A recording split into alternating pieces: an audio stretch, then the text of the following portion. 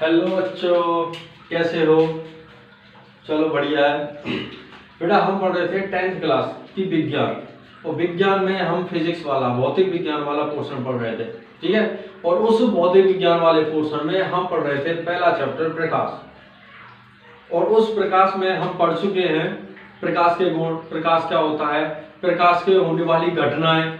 दो घटनाएं बताई थी मैंने, एक परावर्तन और एक अपवर्तन, ठीक है। अब हम पढ़ रहे हैं प्रकाश का परावर्तन। परावर्तन के बारे में हमने बता दिया था, जब कोई वस्तु किसी माध्यम से होकर किसी परावर्तक पृष्ठ से टकराती है तथा वह वापस उसी माध्यम में लौट जाती है, इस पूरी घटना को हम प्रकाश का परावर्तन कहते हैं, ठीक है। परावर्तन के हमने दो नियम करा दिए कि आपतन कोण और परावर्तन कोण सदैव बराबर होते हैं, तथा अविलंब आपतन कोण और अविलंब आपतित किरण और परावर्तित किरण एक ही बिंदु से होकर गुजरती हैं या एक ही बिंदु पर होती हैं, ठीक है। अब हम पढ़ते हैं प्रकाश के परावर्तन के प्रकार। तो बेटा परावर्तन के प्रकार, परावर्तन दो प्रकार का होता है, अनियमित परावर्तन और नियमित परावर्तन। देखो कैसे होता है, हम जानते हैं कि अगर हमको कोई वस्तु देखनी है तो उस वस्तु पर हमको क्या डालना पड़ेगा, प्रकाश, तब हम उस वस्तु को क्या है देख पाएंगे, ठीक है।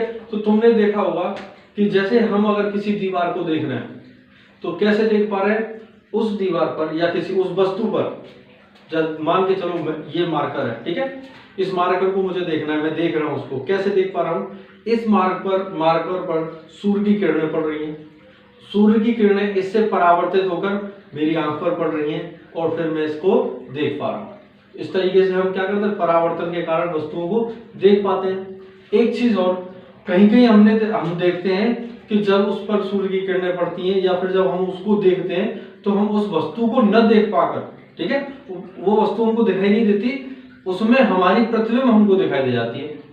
जैसे दर्पण है, क्या है दर्पण, हम दर्पण को देखते हैं, हमको दर्पण दिखाई देता है नहीं, हमारी शक्ल उसमें दिखाई देती है, तो वो भी एक प्रकार का परावर्तन है, ठीक है। तो इस तरीके से दो परावर्तन होते हैं, एक नियमित परावर्तन होता है और एक होता है अनियमित परावर्तन, ठीक है।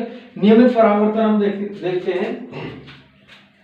नियमित परावर्तन क्या होता है, ये कोई परावर्तक पृष्ठ है, ये कोई परावर्तक पृष्ठ है और इसका जो सरफेस है इतना चिकना है, बहुत ज्यादा चिकना, तो इस पर इससे आने वाली सभी किरणें, ये किरणें आ रही है प्रकाश की, ठीक है, आने वाली किरणें परावर्तित हो जाएंगी इस तरीके से। इसको हम बोलेंगे नियमित परावर्तन। एक होता है, दूसरा होता है अनियमित परावर्तन। अनियमित परावर्तन समझ में आ रहा बेटा? अनियमित परावर्तन, इसे यहां समझा देते हैं। अनियमित परावर्तन क्या होता है, इसका पृष्ठ, नियमित परावर्तन वाला ये पृष्ठ कैसा होता है, चिकना। अनियमित परावर्तन वाला जो पृष्ठ होता है वो, इसका जो पृष्ठ होता है ये होता है खुरदरा, ये चिकना नहीं होता। ये कैसा पृष्ठ है, खुरदरा। जब इस पर प्रकाश की किरणें पड़ेंगी, ठीक है, तो खुरदरे की वजह से एक तो इधर चली जाएगी, एक इधर चली जाएगी, एक ऐसे चली जाएगी, ये एक जगह पर नहीं जाएंगी, जैसे इसमें जा रही थी अलग अलग जा रही है, तो ये हो गया अनियमित परावर्तन। इसके कारण जब ऐसा परावर्तन होता है तो हमको वस्तुएं दिख जाती हैं। जैसे दीवार है, हम दीवार को देख रहे हैं, दीवार कैसी है, खुरदरी है, तो उसमें हमको हमारी शक्ल नहीं दिखाई दे रही है, हमारी प्रतिबिंब दिखाई नहीं दे रही है। क्या दिखाई दे रहा है, दीवार दिखाई दे रही है। हम वस्तु को देख रहे हैं, क्या दिखाई देता है, वस्तु दिखाई दे रही है, ठीक है। ऐसे ही हम कांच को देखें, मिरर, दर्पण को देखते हैं, क्या दिखाई देता है फिर उसमें, हमको अपनी शक्ल, क्योंकि उस पर जो होने वाला परावर्तन है वो नियमित परावर्तन होता है, क्योंकि उसका पृष्ठ बहुत ही ज्यादा क्या होता है, चिकना होता है। क्लियर है बात? अब सीधी सी बात है, जैसे हम नए बर्तन लेने गए, क्या लेने गए, नए बर्तन, ठीक है, हम नए बर्तन लेके आए, हम जब नए बर्तन को देखते हैं तो उसमें हम अपनी प्रतिबिंब देख लेते हैं, देखते नहीं देखते, हमको दिखाई दे जाती है, ठीक है। और जब हम उसको रगड़ के जब मांजते हैं, बार बार मांजते हैं, तो उस पर कुछ धारियां पड़ जाती हैं, जिसके कारण उसका पृष्ठ कैसा हो जाता है, खुरदरा। फिर उसमें हमको अपनी शक्ल दिखाई देती है, नहीं देती, नहीं दिखाई देती। तो वो क्या हो रहा है, अनियमित परावर्तन हो रहा है ना। पहले क्या हो रहा था, नियमित परावर्तन, जब पृष्ठ कैसा था, चिकना, जिससे हमको अपनी शक्ल दिखाई दे जाती थी, देखते थे अपनी प्रतिबिंब नजर आती थी। और फिर उसके बाद जब हम उसे मांझ कर उसको क्या कर दिया, खुरदरा बना दिया, उसके बाद क्या दिखाई दे रहा है, वो वस्तु दिखाई दे रही है। ऐसे हम कोई नया सामान लेके आते हैं, जैसे मान के चलो तुमने साइकिल ली, ठीक है, साइकिल के हैंडल पर इतनी अच्छी पॉलिश होती है, बहुत चिकनी पॉलिश, और उस पॉलिश पर हमको अपनी क्या दिखती है, शक्ल दिखती है जब हम उसकी तरफ देखते हैं तो। और कुछ दिनों बाद उसको हम साफ करते हैं या रगड़ते हैं किसी चीज से, तो कुछ दिनों बाद फिर हमको अपनी शक्ल उसमें नहीं दिखती। क्यों नहीं दिखती, क्योंकि वो सरफेस रगड़ के हम चाहे वो हमारा उससे हाथ ही लग जाए तब भी उस पर बहुत ही क्या हो जाएंगी, माइनर सी लाइनें खुरदरी हो जाएंगी वो परमाणु वाले आधार पर। जैसे देखो, अगर मान के चलो किसी के परमाणु क्या हो, बिल्कुल लेवल में हो तो वो सतह चिकनी है, कि परमाणु ऊपर नीचे हो तो जगह क्या कैसी है, वो खुरदरी है, वो वस्तु कैसी है, फिर खुरदरी वस्तु है। क्लियर है। तो इस परावर्तन के लिए, एक नियमित परावर्तन के लिए एक चिकना पृष्ठ होना चाहिए नहीं होना चाहिए। नियमित परावर्तन के लिए एक चिकना पृष्ठ होना चाहिए। अब चिकना पृष्ठ हम कैसे बना सकते हैं, जैसे मान के चलो हम कोई वस्तु बना रहे हैं, तो हमने पदार्थ लिया, जैसे हमने मान के चलो लोहा लिया, उसको पिघला के पानी बना दिया, पानी जैसा बन जाएगा, वो लिक्विड बन जाएगा। फिर हमने उसको एक सांचे में रख दिया, जो चीज हमें बनानी होती है, फिर उस सांचे को ऐसे के ऐसे रहने दिया, जिससे क्या होगा, उस पिघले हुए लोहे के जो परमाणु है वो अपनी जगह पर सेट हो जाएंगे।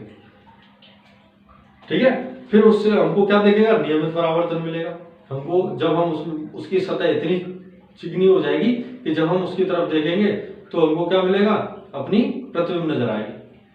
आई बात समझ। लेकिन ये चीज बहुत ही ज्यादा क्या होती है, महंगी। ऐसा हम कर नहीं सकते अपने घर। जब हम चेहरा देखने के लिए, प्रतिबिंब देखने के लिए लेके आते हैं तो कुछ इस तरीके का लाते नहीं लाते। तो इससे एक सस्ता और था कि हम एक सिंपल साधारण सा मिरर लें, कांच लें, जो जिसमें से हम आर पार देख सकते हैं, और उससे एक साइड से हम उसको क्या कर दें, पेंट। जैसे ये साधारण है, इस साइड से हमने क्या कर दिया, उसे पेंट कर दिया। अब क्या मिल जाएगा हमको, प्रतिबिंब मिल जाएगी जब हम उसकी तरफ देखेंगे। बस में इसलिए नियमित परावर्तन बहुत ज्यादा पॉलिशदार, ठीक है, इसे तुम लिख लेना कि नियमित जो परावर्तन होता है वह पॉलिशदार वस्तु से होता है। ठीक है,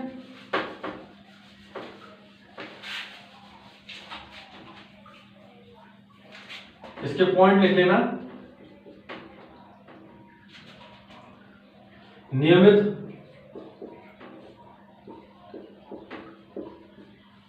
परावर्तन के कारण हमें प्रतिबिंब दिखाई देती है।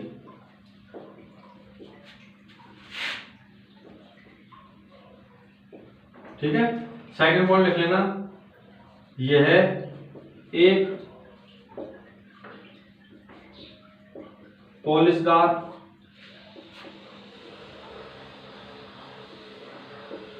चिकनी सतह पर होता है।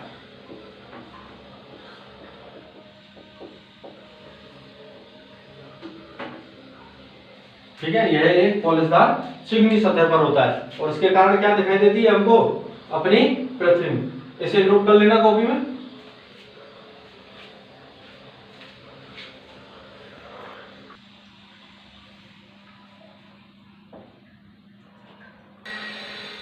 ठीक है बेटा, हमने नियमित परावर्तन पढ़ लिया। अब दूसरा कौन सा है, अनियमित परावर्तन। अनियमित परावर्तन जैसा मैंने बताया था, उसका जो पृष्ठ होता है वो बहुत ही ज्यादा क्या होता है, खुरदरा होता है, और उससे जब परावर्तन होता है तो वो एक पॉइंट पर ना होकर उल्टा सीधा ऊपर नीचे इधर उधर होता है। जैसे हमारी आंख को ये पता वस्तु दिखाई देती है, ना कि प्रतिबिंब। ठीक है, अब ये किसके कारण होता है, खुरदरे पृष्ठ के कारण। ये खुरदरे पृष्ठ पर ही होगा। दूसरा, इसके कारण हमें क्या दिखाई देती है, वस्तु दिखाई देती है। इसके कारण हमें कोई प्रतिबिंब नहीं दिखाई देती। प्रतिबिंब किसके कारण दिखाई देती है, किसके कारण दिखाई देती है, नियमित परावर्तन के कारण। क्लियर है बात, बिल्कुल। यहां तक कोई डाउट? चलो, अब हम बात करते हैं प्रतिबिंब की, क्योंकि हम जो परावर्तन पढ़ रहे हैं वो प्रतिबिंब के लिए पढ़ रहे हैं कि हमको प्रतिबिंब कहां किस तरीके से कैसी प्रतिबिंब मिलेगी। ठीक है, तो हम अब आगे बताएंगे प्रतिबिंब। ठीक है, आगे बढ़ेंगे, इसको आप अपनी कॉपी में नोट कर लेना।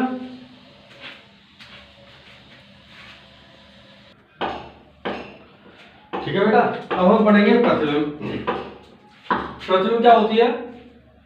वस्तु के किसी एक बिंदु से चलने वाली प्रकाश किरणें परावर्तन या अपवर्तन के कारण जिस बिंदु पर मिलती है या मिलती हुई प्रतीत होती हैं, उस बिंदु पर हम क्या बोलेंगे कि वस्तु का क्या बन रहा है? प्रतिबिंब। ठीक है, बात समझ आई नहीं आई? सीधी सी बात है, जैसे हम अपने आप को आईने में देख रहे हैं, ठीक है, एक दर्पण में देख रहे हैं, तो प्रतिबिंब कैसे मिलेगी? कैसे मिलेगी कि हमसे क्या है? परावर्तित होकर, ठीक है, सूर्य का प्रकाश उस दर्पण पे पड़ रहा है, दर्पण का प्रकाश हम पर पड़ रहा है, ठीक है, और हमारा पूरा परावर्तन उस दर्पण पे हो रहा है और वो हमारी कहां पड़ रहा है? आंख पर। देखो, जैसे ये एक मोमबत्ती है, ये कोई दर्पण है, ठीक है, अब हमने इस मोमबत्ती को यहां रखा और हमने इधर से हम उसको देख रहे हैं, इधर से देख रहे हैं, तो परावर्तित होकर यहां हमको क्या दिखेगी? मोमबत्ती दिखेगी। कैसे? मैंने क्या बताया था, जब उसकी किरणें क्या हो? हमको मिली हुई प्रतीत होती हो, ठीक है, जो हम इसे आगे खींचेंगे इस पॉइंट पर, तो हमको ये मोमबत्ती इधर न देखकर हमको कहां दिखेगी? यहां।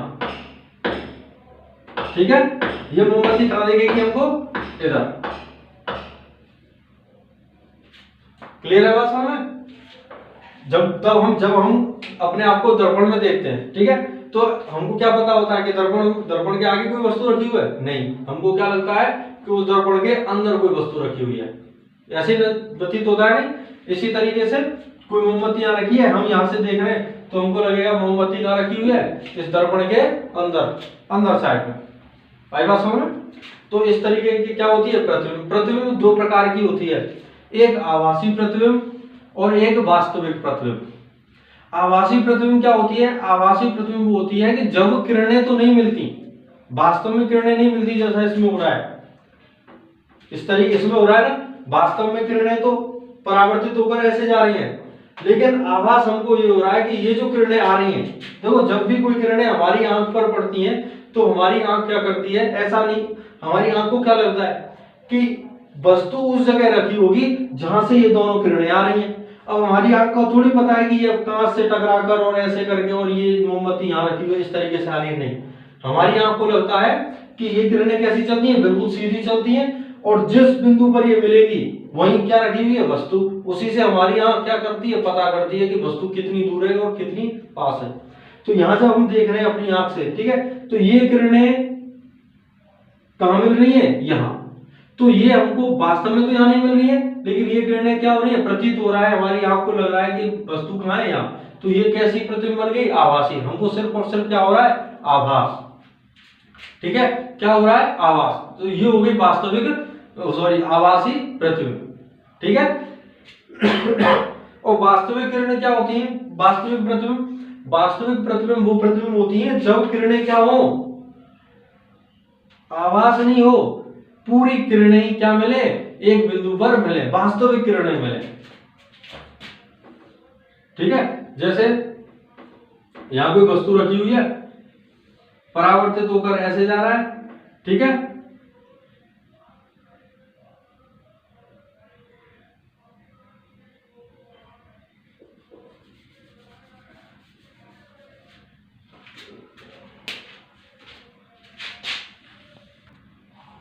ठीक है बेटा, ये तो हो गई तुम्हारी आभासी प्रतिबिंब, क्योंकि यहां पर इन किरणों का क्या हो रहा है? हमको आभास हो रहा है कि ये किरणें इस बिंदु से आ रही हैं। तो हमको हमारी आंख को क्या लग रहा है कि जो वस्तु रखी हुई है वो इस बिंदु पर रखी हुई है। क्लियर है?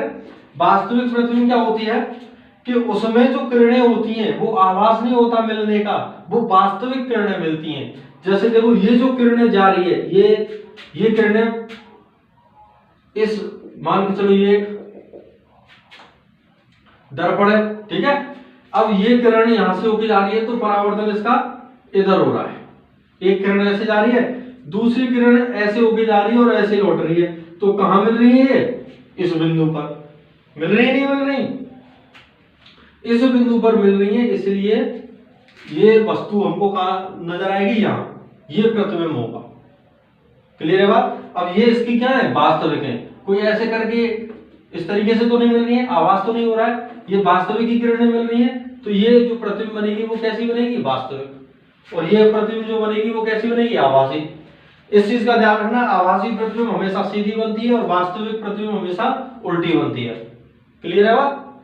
ठीक है, प्रतिबिंब समझ में आ गई? दो तरीके की प्रतिबिंब होती है, आभासी और वास्तविक। इनको लिख लो एक बार।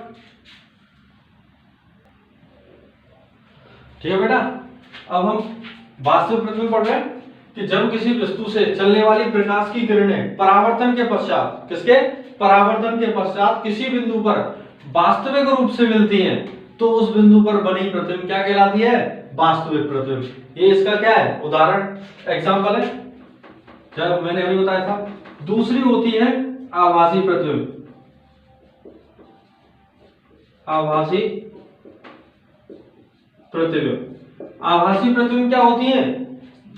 सेम यही है, लेकिन यहां पर क्या होगा? वास्तविक रूप से न मिलकर कैसे? आभासी रूप से मिलती हैं। कैसे रूप से मिलती हैं? आभासी रूप से। तो हम उन्हें क्या बोलते हैं? आभासी प्रतिबिंब। क्या बोलेंगे? आभासी। जो आभासी रूप से मिलेंगी या फिर हमको मिलने का आभास होगा, तो वो प्रतिबिंब कौन सी होंगी? आभासी। और आभासी के लिए मैंने आपको डायग्राम बना दिया था। क्लियर है बात? और इन दोनों चीज में फैक्ट क्या है कि वास्तविक प्रतिबिंब को हम किसी पर्दे पर ले सकते हैं। वास्तविक प्रतिबिंब का हम क्या बना सकते हैं? पर्दा बना सकते हैं। परंतु आभासी प्रतिबिंब को हम पर्दा नहीं बना सकते। ठीक है भाई, जब हम दर्पण में अपनी इमेज को देखते हैं, क्या हम उसका पर्दे पर ले सकते हैं अपनी इमेज? नहीं। हम अगर आगे कोई पर्दा लगाएंगे तो इमेज दिखना ही बंद हो जाएगा। ठीक है, लेकिन इस तरीके की प्रतिबिंब को, जैसे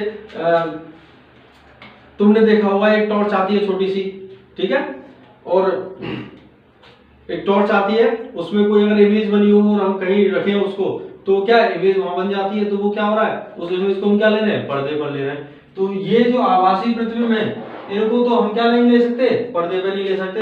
वास्तविक प्रतिबिंब को हम पर्दे पर ले सकते हैं। ठीक है, वास्तविक प्रतिबिंब उल्टी होती है, आभासी प्रतिबिंब सीधी होती है।